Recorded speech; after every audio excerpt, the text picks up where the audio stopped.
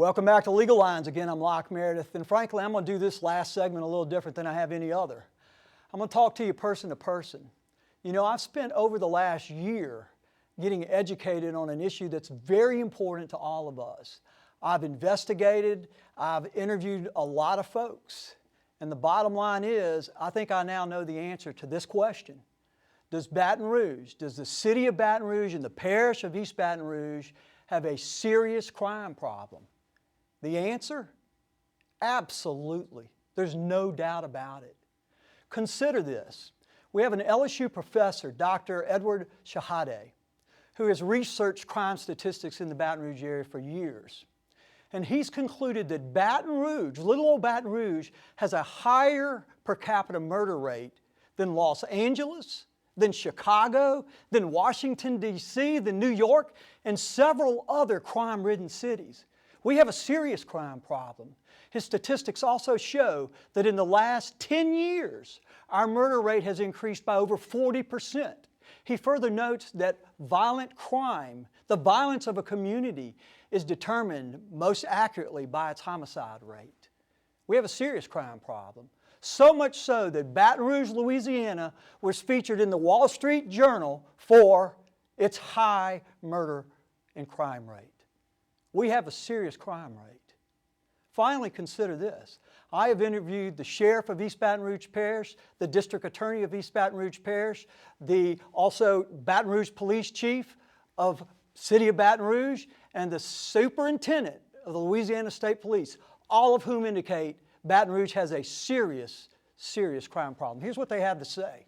When you look at the per capita and you look at Louisiana, and we're worse than Chicago, we're worse than New York, I mean, come on, that should concern us. And the fact that when you look at Baton Rouge, you look at New Orleans, and we're in the top 5 of the worst cities in the nation. I live here. This year, we're just the same as Baton Rouge City.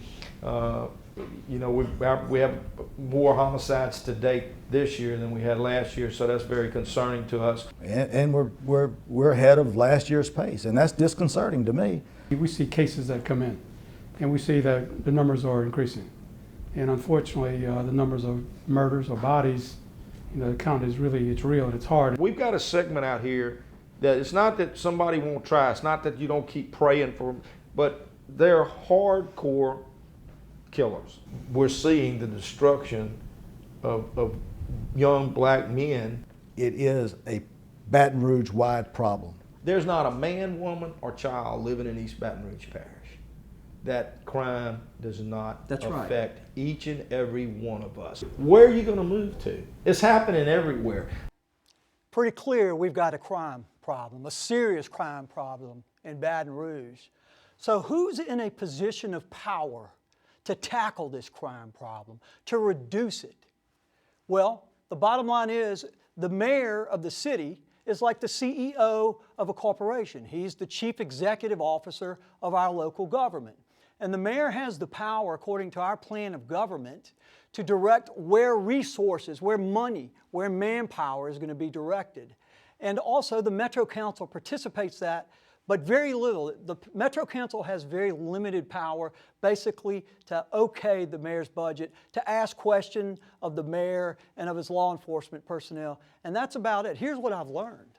The person that has the power and the authority to make these decisions and tell people what to do is the mayor-president. That's the way our plan of government is written. The council does not have that authority or power. Unfortunately, we wish we did. The mayor-president, under our plan of government, has a lot of power, a lot of authority. He can look at his department heads, whom he appoints, and he could say, hey, this is what we're going to do. Do it this way, and I'm going to hold you accountable, and I want these results. And it has to be done. If it's not done, he fires the person he appointed and gets somebody else in that does it. Now that was Mike Walker, who is the mayor pro tem. He's been in the Metro Council for 12 years, currently has held for the last 4 years the position of mayor pro tem. He would take over if the mayor was incapacitated in some way, but as a mayor pro tem, he really is just like another council person. So we've talked about that we have a serious crime problem. We know who is in the position of power to address this. So what's the plan? The mayor has indicated, I've talked to the mayor, I've done shows with the mayor, and he has indicated that because of the limited resources that is available to our government, because of the depressed economy, The monies don't exist to do a whole lot more than what's been done. What the mayor's indicated, he wants to fund a couple of academies to increase, hopefully, the police forces.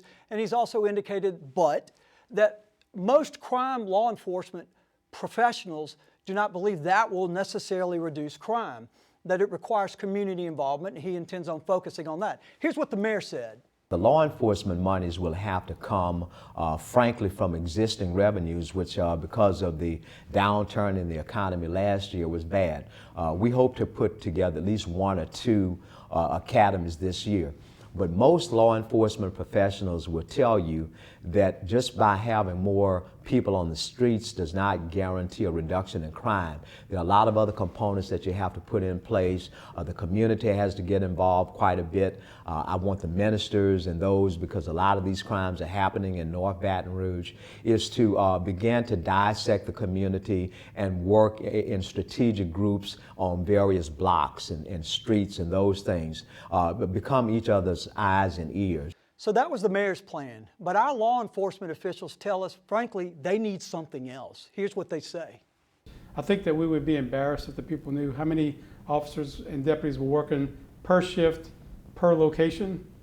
You'd be scared. We had this tremendous increase in population, but the sheriff's office didn't have a tremendous increase in resources. We have got to stay up with that attrition rate. So we're treading water. We're just treading water right now.